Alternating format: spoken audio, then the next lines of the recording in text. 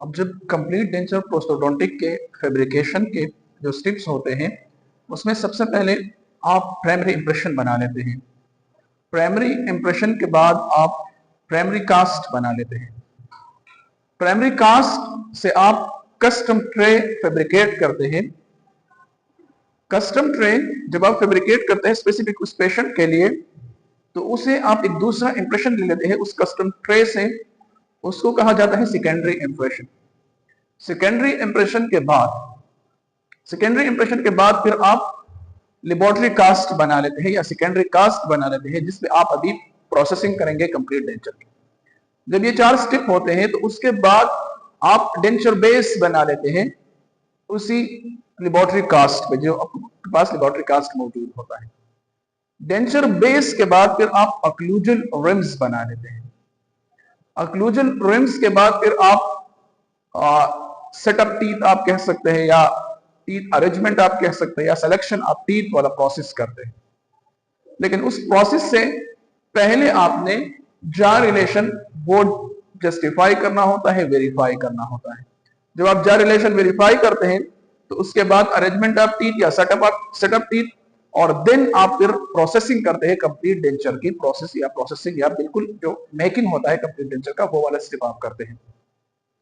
Jar relation in complete denture का मतलब यह होता है the relation between maxilla and mandible eight any level. Any level का मतलब यह होता है कि आप मैक्सिला और मैंडिबल के दरमियान या maxillo mandibular relationship at any position at any level.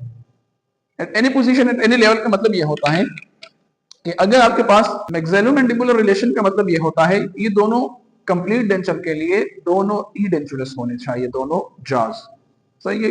या एक डेंचर की अगर आप बात करें, बट हम दोनों की बात कर रहे हैं, तो मैक्सेलो मैंडिबुलर रिलेशन का या जा रिलेशन का मतलब ये है कि ये फॉर एग्जांपल अपर जा है, इस तरह करते हैं, ये फॉर एग्जांपल अपर जा है और ये लोअर जा है, इन दोनों के दरमियान relationship at any point. Any point का मतलब ये है कि आप इसकी हॉरिजॉन्टल रिलेशनशिप भी ले सकते हैं, आप इसकी वर्टिकल रिलेशनशिप भी ले सकते हैं, और आप इसकी जो अक्लूजन होता है या मोलर रिलेशन होता है उसको डिफाइन कर सकते हैं। समझ में आई बात? और इसकी आप इस रिलेशन को भी देखते हैं कि भाई जब हम अक्लूजन में होते हैं, अक्लूजन में मतलब बाइट के पोजीशन में जब दोनों जा होते हैं, तो इन दोनों जा के दरमियान क्या रिलेशनशिप होता है, और जब ये बाइट की पोजीशन में नहीं होते, अक्लूजन में नहीं होते, तो इन दोनों के दरमियान क्या रिलेशनशिप होता है। तो actually it is the relationship at any point. Maxilla का मैंडिबल के साथ एट एनी पॉइंट हम जो रिलेशनशिप देखते हैं उसको हम कहते हैं मैक्सेलो मैंडिबुलर रिलेशनशिप या जार रिलेशनशिप। अच्छा, ये जरूरी क्यों होता है?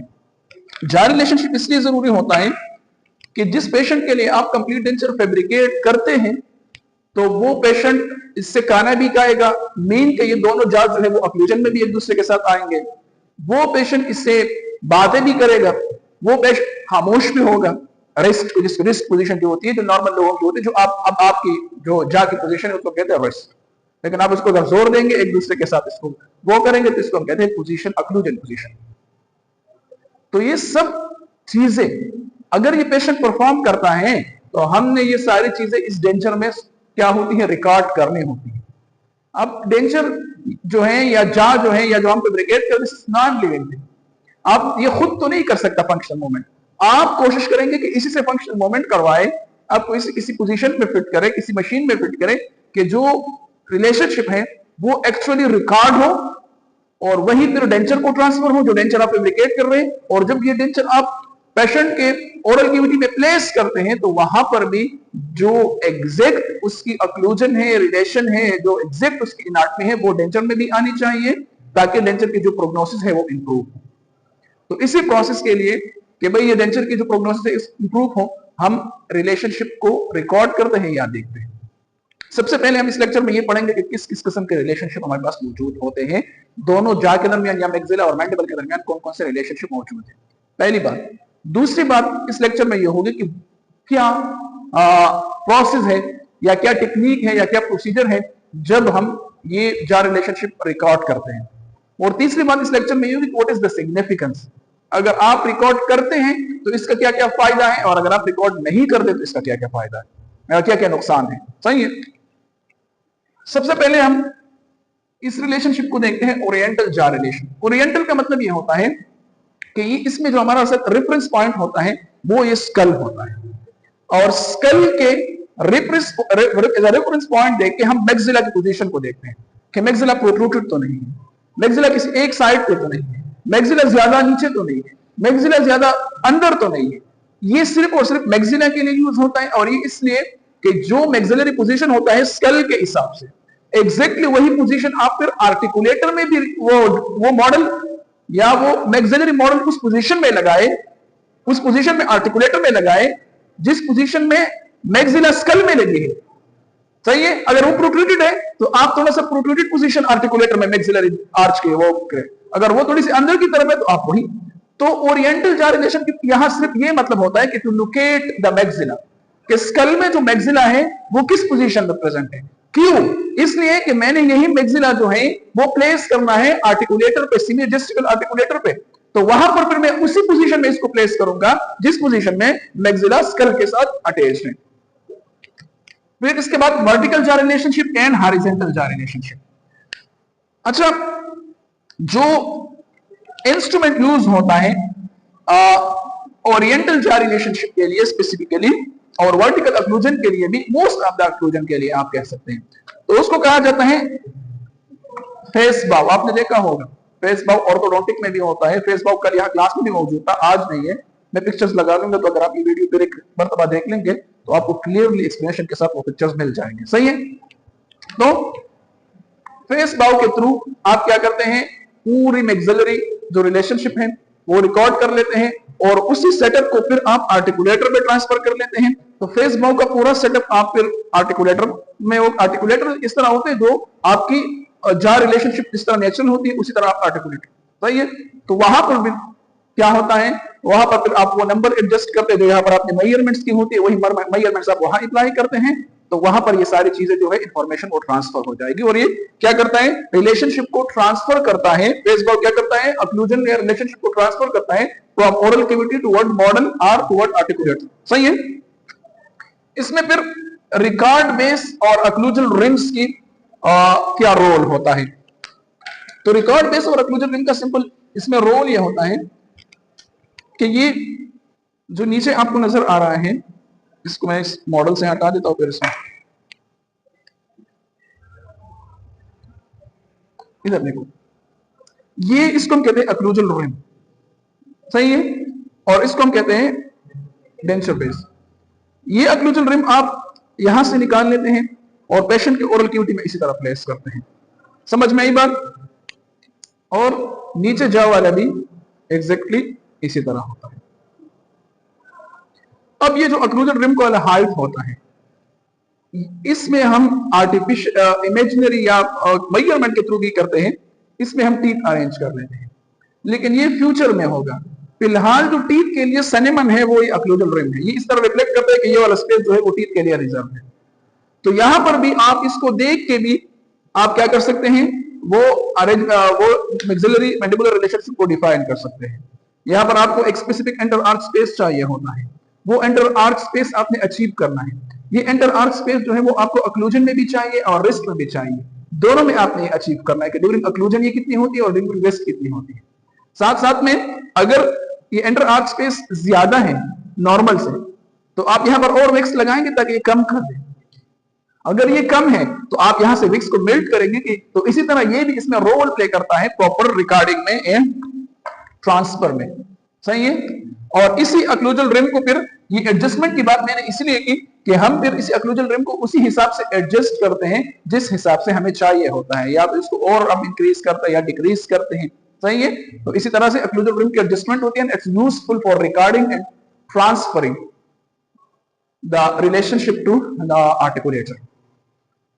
क्लिनिकल स्टेप्स क्या हो सकते हैं जब आप रिलेशनशिप को क्या करते हैं, वो रिकॉर्ड करते हैं। Orientation of occlusion plane.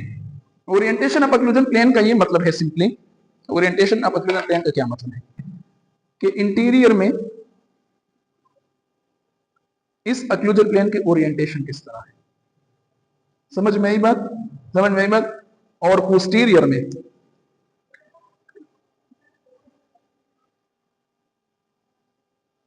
Posterior में ये अक्लूजल प्लेन की ओरिएंटेशन किस तरह है, रिलेशनशिप किस तरह है। तो यहां पर भी हमने मोलर टू मोलर या पोस्टीरियर की रिलेशनशिप को जस्टिफाई करना है, वेरीफाई करना है, और इस पोजीशन पे हमने इंटीरियर। तो इंटीरियर, अब ये बंदा है, आपने इसकी इंटीरियर में वो करनी है, रिकॉर्डिंग करनी है इंटीरियर रिलेशनशिप को, और आपने पोस्टीरियर रिलेशनशिप को रिकॉर्ड करना है। सही है। तो सबसे पहले हमारे पास एक छोटा सा, आप कह सकते हैं कि एक फॉक्स प्लेन होता है, एक छोटा सा कार्डबोर्ड आप कह ले, सही है। उसमें आप इंटीरियर रिलेशनशिप को रिकॉर्ड करते हैं, या इंटीरियर में जो ओरिएंटेशन प्लेन होता है, ओरिएंटेशन प्लेन के भाई कहां पर ये एक दूसरे के साथ अटैच्ड होते हैं, मैक्सिलर एंड मैंडिबल, तो उस पोजीशन को आप रिकॉर्ड करते हैं। तो इसके मुंह में आप वो ओरिएंटेशन प्लेन रख लेंगे, समझ में आई बात। और एग्जैक्टली पेपिलरी, एक पेपिला से दूसरे पेपिला तक इमेजिनरी लाइन ड्रा कर लेंगे। तो इसको और इसको आपने बिल्कुल सिमिलर रखना है, इसको और इसको आपने क्या करना है, सिमिलर रखना है। इसी तरह यहां से लेके यहां से और यहां तक कैंपर लाइन होता है, क्या होता है, कैंपर लाइन। तो पोस्टीरियर वाले रिलेशनशिप को आपने कैंपर लाइन से के साथ स्ट्रेट रखना है पोस्टीरियर टीथ में, जब ओरिएंटेशन प्लेन, और इंटीरियर को आपने ये पेपिलरी जो इंटीरियर लाइन है उनके साथ आपने स्ट्रेट रखना है। इसी तरह आप इंटीरियर को डिफाइन कर लेते हैं, इंटीरियर ओरिएंटेशन अक्लूजन प्लेन को पोस्टीरियर में। ये तो ऑब्वियस हो गया, सही है। और मैंने आपको स्टैंडर्ड पॉइंट्स भी बताया कि किस स्टैंडर्ड पॉइंट के साथ इसको आपने पैरेलल रखना है, इसको क्या कहते हैं, पैरेलल रखना है। यहां पर अब हम असेसमेंट की तरफ आते हैं कि आपने वर्टिकल डायमेंशन को किस तरह असेस करना है। एक पॉइंट अब याद रखें, शायद अभी तक एक्सप्लेन नहीं हुआ है, कि ये जो आपके पास रिम्स होते हैं ना, ये जो रिम्स होते हैं, तो इनकी एक आर्बिट्री हाइट होती है, क्या होती है, आर्बिट्री हाइट, सही है। इस तरह एक height 22 mm and 18 mm different है मैक्सिलर और मैंडिबल के लिए। तो वो हाइट आप पहले से ही डिफाइन कर सकते, ये डिफाइन है पहले से, तो आप पहले से उसको एडजस्ट कर सकते, इसको रिकॉर्ड करने की जरूरत नहीं होगी। तो आप इसको 22 और 18 mm पहले से फॉर मैंडिबल एंड मैक्सिलर, आप मैक्सिलर एंड मैंडिबल आप रख सकते हैं। वर्टिकल डायमेंशन को किस तरह असेस करेंगे, वर्टिकल डायमेंशन को।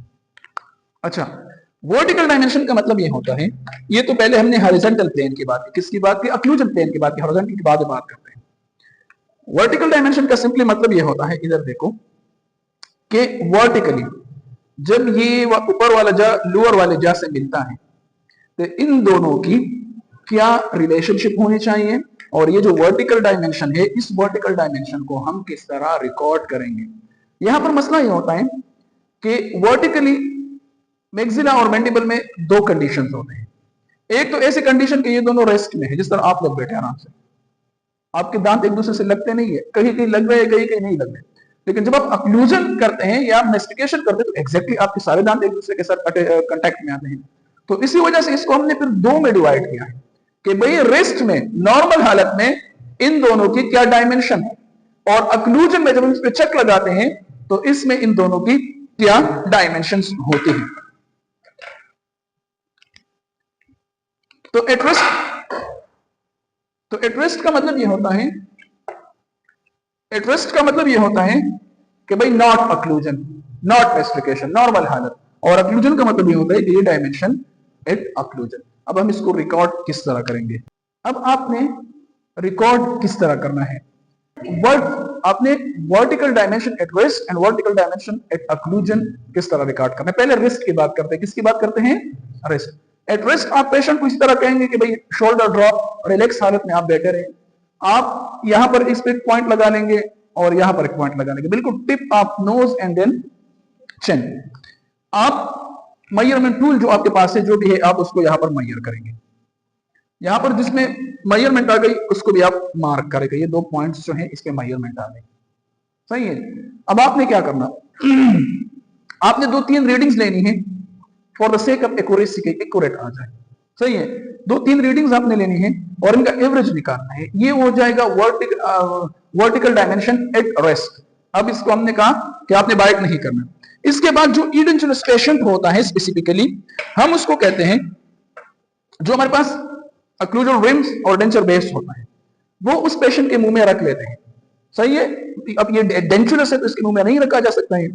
जब हम इसके मुंह में रख लेते हैं तो फिर उसको कहते हैं कि अब आपने इसको क्लोजली बाइट करना है। क्या करना है? बाइट। जब आप रीडिंग्स फिर ले लेते हैं तो एक फॉर एग्जांपल रीडिंग यहां आ गई, एक रीडिंग यहां आ गई, क्योंकि पहली वाली रीडिंग में रिलैक्स में ये था कि ये पॉइंट्स इसलिए थी कि उसने बाइट फोर्स अप्लाई नहीं किया था।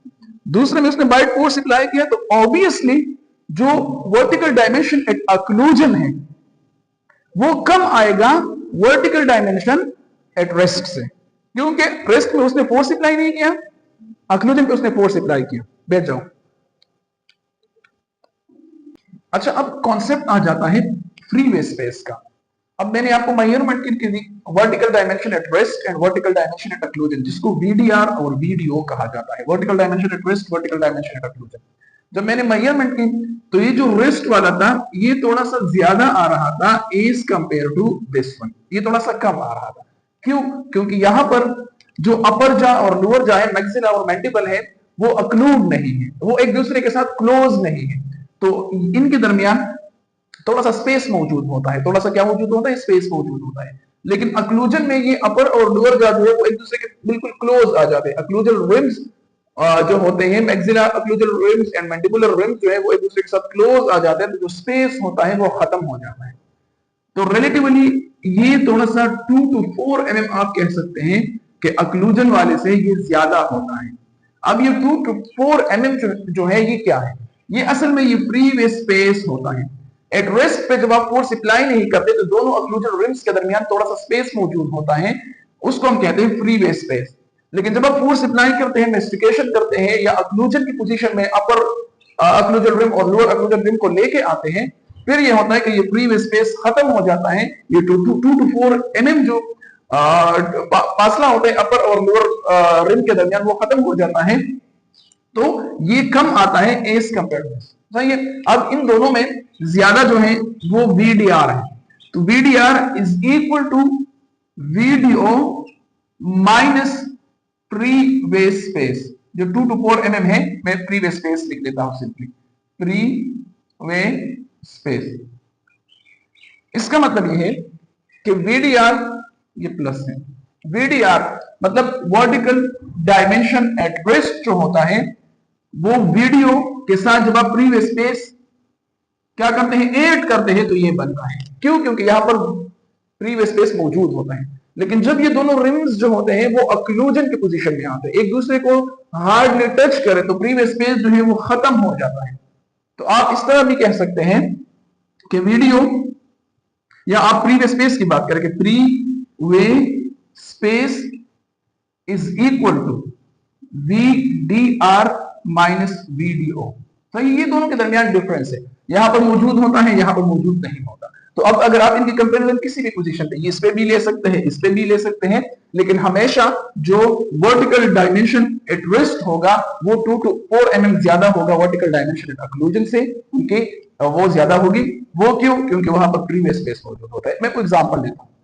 ये for example upper occlusal rim है और ये for example lower occlusal rim है, और इनकी जो पोजीशन है वो वीडीआर है। वीडीआर का मतलब ये होता है कि ये रेस्ट पे है। तो फॉर एग्जांपल 4 mm ये है, 4 mm ये मैंने इस एग्जांपल दी, तो 2 to 4 mm इसमें 2 हिसाब कर ले, 2 काउंट कर ले, तो 2 to 4 mm इसमें क्या है? फ्री वे स्पेस है। तो अगर आप इनको ऐड करते हैं तो 10 mm आता है। लेकिन अगर यही दो रिम्स है, सही है, और ये दोनों अक्लूजन पोजीशन में है, तो 4 mm ये है, 4 mm ये है, फ्री वे स्पेस नहीं है, तो ये 8 mm आएगा टोटल। तो हमेशा जो वीडीआर होगा वो 2 to 4 mm ज्यादा आएगा वीडियो से। और जब हम इसकी मैथमेटिकल कैलकुलेशन बनाते हैं तो आप इन दोनों साइड को एक दूसरे के साथ बैलेंस करेंगे। बैलेंस किस तरह होगा? अगर आप सिर्फ वीडीआर काउंट करेंगे तो वीडियो के साथ फ्री वे स्पेस ऐड कर ले तो ये इक्वल हो जाएगा वीडीआर। सही है। और अगर आपने फ्री वे स्पेस काउंट करना है तो वीडीआर से आपने वीडियो को माइनस करना है।